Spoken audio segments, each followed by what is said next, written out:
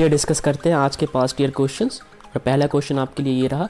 यहाँ पे बोला हुआ है कि an object is placed in front of convex lens made up of glass, यानी कि एक कन्वेक्स लेंस जिसको आपने ग्लास से बनाया है, उसके सामने एक ऑब्जेक्ट को प्लेस किया। How does image distance vary if refractive index of medium is increased. अगर जिस मीडियम से इंसिडेंट रे जा रही है लेंस तक, अगर उस मीडियम का रिफ्रैक्टिव इंडेक्स आप बढ़ा देते हो तो फिर जो इमेज डिस्टेंस है वो किस हिसाब से वैरी करेगा। Such a way that still it remain less than the glass. समझो इस बात को। अगर मान लो कि ये मेरे पास एक लेंस है, let's suppose this is a lens, ठीक है, और इस लेंस से कुछ दूरी पे यहाँ पे मैंने एक पॉइंट ऑब्जेक्ट डाल दिया, ठीक है, मान लो ऐसे बना देता हूँ मैं पॉइंट ऑब्जेक्ट। अब इस पॉइंट ऑब्जेक्ट से जाहिर सी बात है इंसिडेंट रेज निकलेंगी, लेंस पे टकराएंगी, पर लेंस और इस ऑब्जेक्ट के बीच में एक मीडियम दिख रहा है आपको। अब इस मीडियम का ना, अगर मैं इसकी बात करूँ, ये मीडियम है, बोला ये गया है कि इस मीडियम का रिफ्रैक्टिव इंडेक्स जो है वो इंक्रीज़ कर दिया आपने। क्या कर दिया? Refractive index increase. अब इंक्रीज़ करने की वजह से जाहिर सी बात है कुछ ना कुछ डिफ़र तो आएगा ही इमेज डिस्टेंस में, मगर इमेज डिस्टेंस में जो डिफ़र आएगा वो तो बात की बात है, लेकिन जो आपने इंक्रीमेंट किया है ना वो इतना ज़्यादा नहीं है इसके कंपैरिजन में। यानी कि जो इस ग्लास का, यानी कि ये आपका लेंस जो है, इसका जो खुद का रिफ्रैक्टिव इंडेक्स होगा उससे तो ये अभी भी कम ही है, बेशक से पहले से इंक्रीज़ हुआ है लेकिन अभी भी कम है। तो आई होप आपको क्वेश्चन समझ आ गया होगा। आइए डिस्कस करते हैं इसका आंसर क्या है। देखो, बोला ये गया है कि लेंस मेकर फॉर्मूला के अकॉर्डिंग आपको ये बात क्लियरली पता है कि जो आपका N21 होता है, N21 का मतलब क्या है कि refractive index of second medium with respect to first medium decreases then focal length increases. यानी कि आप यहाँ देखो ना, ये लेंस मेकर फॉर्मूला है, ये पूरा लेंस मेकर फॉर्मूला, इसमें ये वाला पार्ट ये जो है, अगर ये रिफ्रैक्टिव इंडेक्स डिक्रीज करेगा तो जाहिर सी बात है इंक्रीज करेगा, ठीक है। अच्छा, अब ये है क्या? ये है आपका refractive index of second medium with respect to 1, यानी कि पहला ऊपर लिखोगे आप सेकेंड मीडियम जो कि आपका लेंस है, और फर्स्ट मीडियम जो कि आपका वो वाला पार्ट है जिससे इमेज जो है, जिससे इंसिडेंट रेस ट्रेवल होकर आ रही है। आई होप आपको ये बात क्लियर होगी भी। अब ये जो भी चीज़ है इसको छोड़ो, आप बस यहाँ बताओ कि अगर मान लो कि इसकी वैल्यू जो है अगर ये कम होने लग जाए, समझ में आ रहा है, इसकी वैल्यू कम होने लग जाए, इसकी वैल्यू कम कैसे होगा? देखो, आपने इसको बढ़ा दिया ना, आपने जो मीडियम था, ये तो लेंस का रिफ्रैक्टिव इंडेक्स है और ये मीडियम का है, इसको जितना ज़्यादा बढ़ाओगे ये उतना ही ज़्यादा कम हो जाएगा। ये बात समझ गए? अब ये जितना ज़्यादा कम होगा ये उतना ही ज़्यादा बढ़ेगा। समझ गए इस बात को? तो फोकल लेंथ जो है आपका वो क्या कर जाएगा? इंक्रीज कर जाएगा। अब फोकल लेंथ इंक्रीज कर गया तो उससे होगा क्या? तो बोला यह गया है कि hence refractive index of glass with respect to surrounding material decreases. हमें पता है भाई रिफ्रैक्टिव इंडेक्स डिक्रीज कर जाएगा, हेंस फोकल लेंथ इंक्रीजेस, ये भी हमने समझ लिया। अगर फोकल लेंथ इंक्रीज करेगा तो आपका इमेज डिस्टेंस भी इंक्रीज कर जाएगा। कन्वेक्स लेंस के केस में होता क्या है कि जितना ज़्यादा बड़ा उसका फोकल लेंथ होता है ना, इमेज जो है उतना ही दूर जाके बनता है। अगर मैं आपको ऐसे समझाने की कोशिश करूँ, ये आपका कन्वेक्स लेंस है, इसका फोकल लेंथ जितना ज़्यादा बड़ा होगा ना, इसको फोकस होने में टाइम लगेगा, ठीक है, तो ये फिर इमेज जो है वो बहुत दूर जाके बनेगी, ठीक है, तो इमेज डिस्टेंस भी आपका इंक्रीज़ कर जाएगा। आई होप आपको ये चीज़ समझ आ गया होगा, ठीक है। चलिए, ये क्वेश्चन पूछा गया था CBSE 2016 के अंदर, ठीक है। अब आप नेक्स्ट क्वेश्चन पे जंप करो। यहाँ पे बोला है कि what is the relation between critical angle and refractive index of material. किसी मटेरियल के रिफ्रैक्टिव इंडेक्स और क्रिटिकल एंगल में क्या रिलेशन होगा?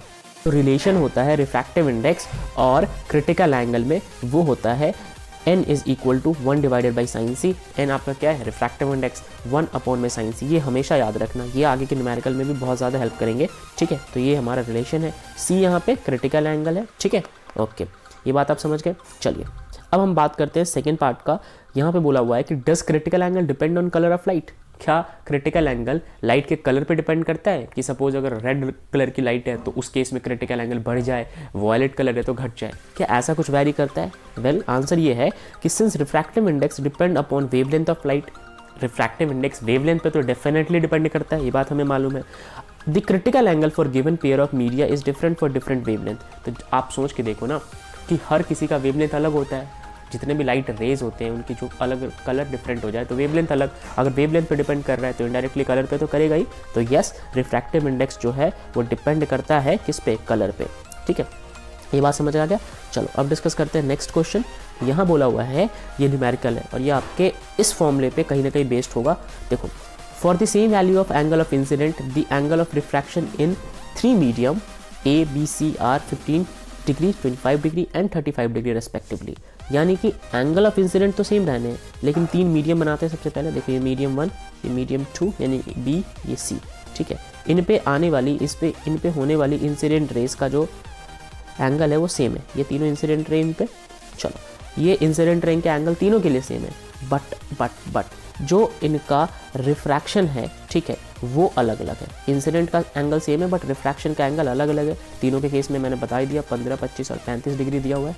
आपको बताना है कि किस मीडियम के अंदर लाइट की वेलोसिटी जो है वो सबसे कम रहेगी, ठीक है। चलो देखते हैं क्या आंसर होने वाला है। अब देखो, velocity of light would be minimum in medium ए। देखो मीडियम ए जो है ना, इसकी बात अगर मैं कर रहा हूँ, क्योंकि यहाँ पे जो एंगल ऑफ रिफ्रैक्शन है वो 15 डिग्री है, तो एंगल ऑफ रिफ्रैक्शन जितना कम आपका स्पीड उतना ही कम हो जाएगा। कैसे, ये बात समझ तो आई नहीं ढंग से, तो आइए डिटेल आंसर पढ़ते हैं। देखो हमको इतना तो पता ही है ना कि जो रिफ्रैक्टिव इंडेक्स होता है उसका फॉर्मूला होता है speed of light in that medium जहाँ से वो ट्रेवल कर रहा है, और speed of light in that medium जहाँ पे वो ट्रेवल करने वाला है, ठीक है। तो ये हमारा स्पीड ऑफ लाइट होता है। अब आप सोचो, देखो ये तो रिफ्रैक्टिव इंडेक्स था, अब जिस मीडियम में वो आ रहा है उसका स्पीड ये दिया हुआ है, और जिससे वो चल के आया उसका स्पीड ये दिया हुआ है। ये बात समझ गए यहाँ तक। तो refractive index shows that material bending power of light. Refractive index वैसे बताता क्या है कि जो भी मटेरियल है उसकी बेंडिंग पावर कितनी है, वो लाइट को कितना बेंड कर सकता है। Hence for the same value of angle of incident, अब सबके केस में ये तो सेम रहेगा ना, जिस मीडियम से वो आ रहा है ये तो सबके लिए सेम रहेगा। The material in which angle of refraction is minimum that would have greatest refractive index. अब बोला ये गया है यहाँ पे कि अगर आपका जो मटेरियल है उस केस में अगर एंगल ऑफ रिफ्रैक्शन जितना मिनिमम होगा, रिफ्रैक्टिव इंडेक्स उतना ही ज़्यादा होगा। ये जाहिर सी बात है, अगर एंगल ऑफ रिफ्रैक्शन जो है वो जितना कम होगा आपका रिफ्रैक्टिव इंडेक्स उतना ही ज़्यादा होगा। तो ए वाले केस में एंगल ऑफ रिफ्रैक्शन है 15 डिग्री, बी वाले केस में 25 डिग्री और सी वाले केस में 35 डिग्री। तो मुझे एक बात बताओ, सबसे कम एंगल ऑफ रिफ्रैक्शन तो ए वाले केस में है, यानी रिफ्रैक्टिव इंडेक्स ए वाले केस में इस मटेरियल के अंदर रिफ्रैक्टिव इंडेक्स सबसे ज़्यादा होगा।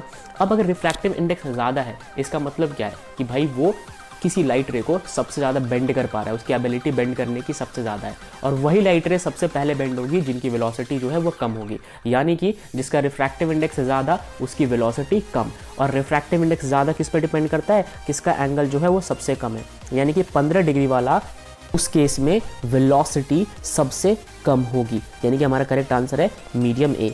ये बात समझ में आ गया। तो ये था आज का डिस्कशन।